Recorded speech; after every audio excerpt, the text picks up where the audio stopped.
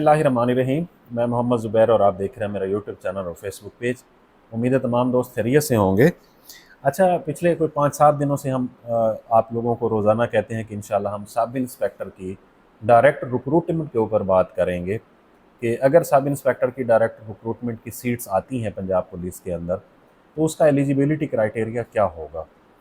और जो पिछली दफ़ा आया था ऐड, वो उसमें एलिजिबिलिटी क्राइटेरिया क्या था, तालीम कितनी मांगी गई थी और फिज़िकल स्टैंडर्ड्स क्या मांगे गए थे और उसके साथ उसका पेपर पैटर्न क्या था। तो इसके ऊपर मुफस्सल इंशाल्लाह हम गुफ्तगू करते हैं शहजाद साहब की मौजूदगी से फ़ायदा उठाते हुए। सर बहुत शुक्रिया। Sir thank you. सर हम इधर उधर की बातें किए बगैर इस पर डायरेक्ट चलते हैं। सर लास्ट टाइम ये जो ऐड आया था ना, जी ये 22 अक्टूबर 2020 को ही पब्लिश हुआ था और ऐड नंबर था 29 2020 का। जी उसमें 450 के करीब सीट्स थी ओपन कोटा की, BS14 सब इंस्पेक्टर की, और इसी तरह काफ़ी सारी कुछ 350-400 के करीब सीट्स थी उसकी सर्विस कोटा की। पहले हम बात कर लेते हैं ओपन कोटा वाली। जी सर। ठीक है। अच्छा, अभी भी क्योंकि अगर सीट्स हमने ओपन मेरिट पे ही बात करनी है, सर्विस कोटा वाले तो ऑलरेडी बहुत ज़्यादा लोग ऐसे हैं जो कि प्रमोट हो चुके हैं। हाँ जी। और पी कैडेट्स कहते हैं या बी कैडेट्स कहते हैं, अब मुझे एग्जैक्ट वर्ड नहीं पता, मेरे ख्याल में पी कैडेट्स कहते हैं।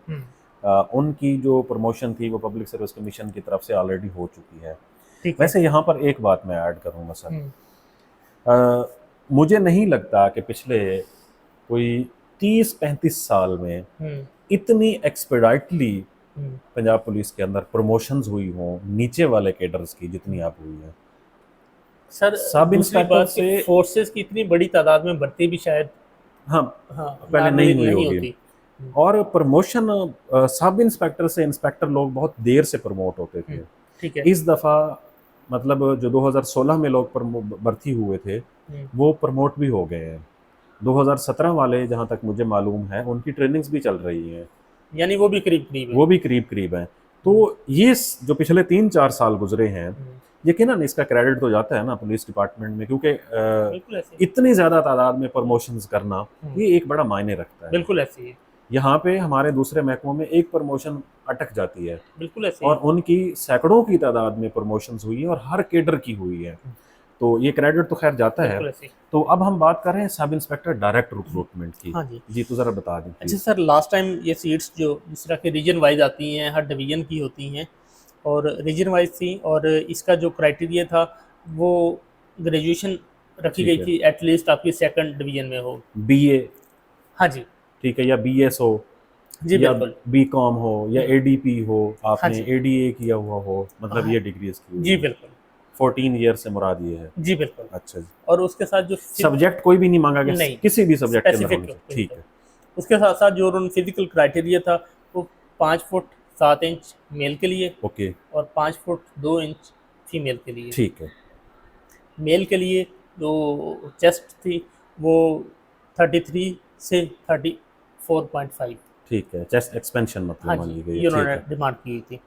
और उसके साथ साथ जो विजुअल स्टैंडर्ड थे वो डिस्टेंस विजन 6/9 था, और जो करीब का विजन है वो J1 लिखा हुआ है। अगर आप इसको मजीद क्लियर कर दें, बुनियादी तौर पर 6/6 स्टैंडर्ड्स होते हैं ना, J1 इसको कहा जाता है। इसमें इसका ये नियर विजन होता है और दूर की विजन होती है, ठीक है।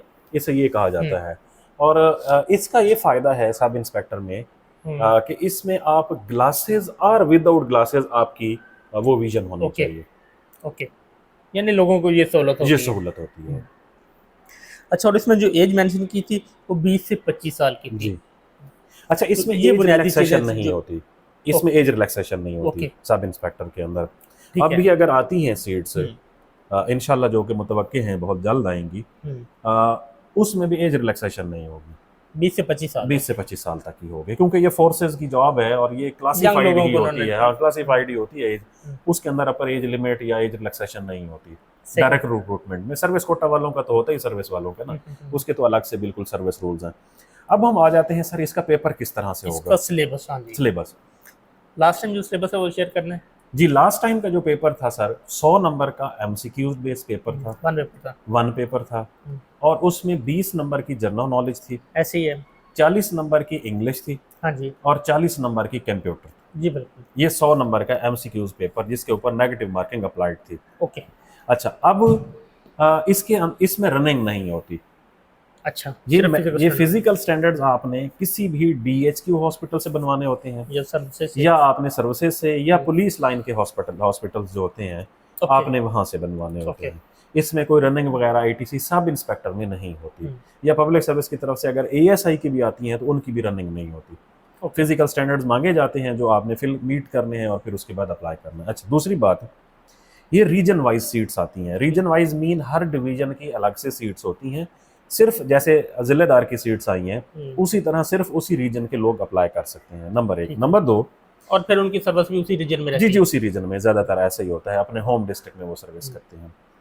अच्छा, पिछली दफ़ा हमारे जो डिवीजन्स थी वो 9 थी। अब क्योंकि डिवीजन्स हमारी एक्सीड हो गई हैं, 10 डिवीजन्स बन गई हैं, तो अब इंशाल्लाह जब भी ये सीट्स आती हैं तो ये 10 डिवीजन की नहीं सीट्स सर, इसमें ना शेखपुरा रीजन भी वो इंक्लूड है लाहौर के अंदर आता है ना, लाहौर डिवीजन के अंदर। सर, ये अलग अलग मेंशन है। देखिए, लाहौर डिवीजन को 2 हिस्सों में तकसीम किया हाँ। जाता है। एक है लाहौर जो कि सिर्फ लाहौर शहर है, और एक है लाहौर रीजन जिसमें शेखपुरा, ननकाना साहब और कसूर आते हैं। ठीक है। पूरा इन सारों जिलों को मिला के एक डिवीजन बनता है। ठीक है, तो वैसे ज़्यादा सीट्स होती हैं इस डिवीजन की ना, लाहौर डिवीजन की, पॉपुलेशन वाइज भी है शायद इस वजह से भी जी। तो ये एक है इंशाल्लाह कि likely to be announced very soon. इसके ऊपर काम शाम चल रहा है और डायरेक्ट रिक्रूटमेंट की, क्योंकि प्रमोशन ऑलमोस्ट डन हो चुकी है। क्या ख्याल है, ये 2 फिगर में सीट्स होंगी, 3 फिगर में? पिछली दफ़ा कितनी थी? पिछली दफ़ा जो ओपन कोटा की थी वो कोई 450 के करीब। मेरे ख्याल में इसका करीब करीब होंगे। ओके, इसके करीब करीब। हाँ, मुझे लगता है। उसकी वजह पता है क्या है सर? उसकी वजह बहुत सारे लोग डेपुटेशन पे भी गए हैं। उसकी वजह ये है कि जब से CCD बना है, हाँ जी, क्राइम कंट्रोल डिपार्टमेंट पीरा बना है, उसमें बहुत सारे लोग चलो डेपुटेशन वाली सीट खाली नहीं होती, वो तो वेकेंट नहीं होती ना। अब वो लोग जो CCD में चले गए हैं, CCD की बाकायदा जो सीट्स क्रिएट की गई हैं उन पर अलग से भर्ती नहीं होनी। उनका जो फीडिंग मतलब केडर्स हैं वो सारे यही हैं। तो इनमें से बहुत सारे लोग CCD में चले गए हैं या CCD में चले जाएंगे, तो उनमें से जो भी सीट्स फिर वेकेंट होंगी उसके अगेंस्ट इनकी रिक्रूटमेंट होगी।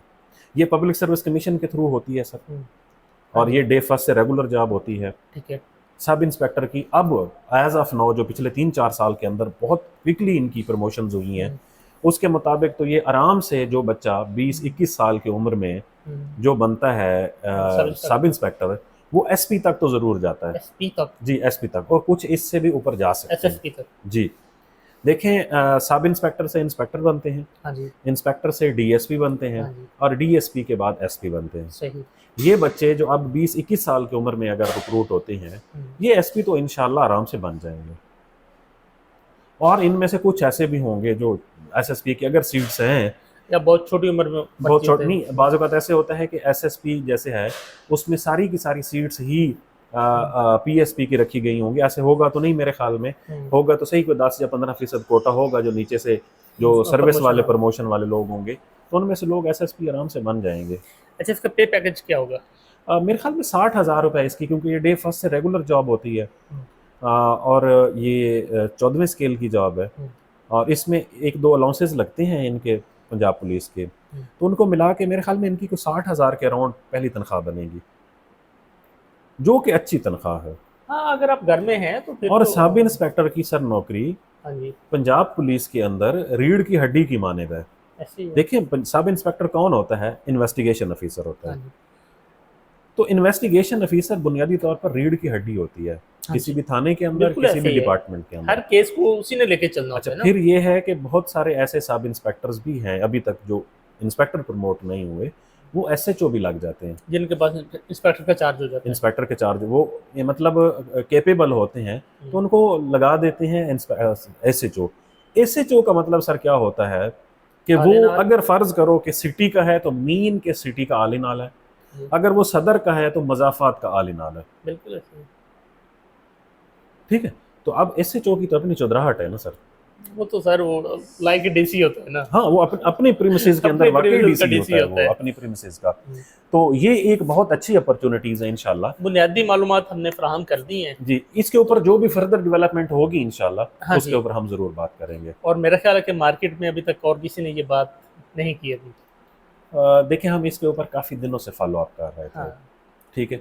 और जब जितनी हमें मालूमात मिली हैं वो हमने शेयर कर दी हैं, और होपफुली अब अगले कुछ दिनों में इसके ऊपर जो फर्दर डेवलपमेंट होगी मुज़ीद मैच्योरिटी तो होती है। इंशाल्लाह तब हम इनके साथ बाकायदा नंबर ऑफ़ सीट्स और number of region wise seats, अगर ये आइडिया मैच्योर हो गया तो हम इंशाल्लाह वो भी शेयर करेंगे। ज़बरदस्त सर। मेरे जितने भी सब्सक्राइबर्स हैं उन सब की तरफ से आपका शुक्रिया कि आपने बर वक्त और इतनी अच्छा अच्छा, ऑथेंटिक मालूमात मैंने फराहम कहा है करते शायद हैं। आप ये कह रहे हैं कि मेरे जितने भी सब्सक्राइबर हैं वो सारे आपके सब्सक्राइबर हैं और है भी ऐसे, मतलब आपके और मेरे चैनल के सब्सक्राइबर तो मोर और तकरीबन लेस सेम ही है सेम ना। है। चलें जी, बहुत तो आप में शुक्रिया। से वो लोग जो ये चाहते हैं कि सब इंस्पेक्टर जैसी अच्छी जॉब पंजाब पुलिस के अंदर करें, तो इंशाल्लाह हम ये तवक्को करते हैं कि बहुत जल्द डायरेक्ट रिक्रूटमेंट की सीट्स जो हैं वो आने वाली हैं। तो वो जैसे ही आएंगी तो तब तो यकीनन एक वो बात तो ऐसे फैलती है जैसे जंगल में आग फैल जाती है, ऐसे लेकिन उससे पहले आप लोगों को बुनियादी फैक्ट्स बता दी हैं, उसकी रिक्वायरमेंट क्या होगी, पेपर कैसे आता है, तो आप लोग अपने आप को उसके लिए मेंटली तौर पर प्रिपेयर कर लें। बहुत शुक्रिया।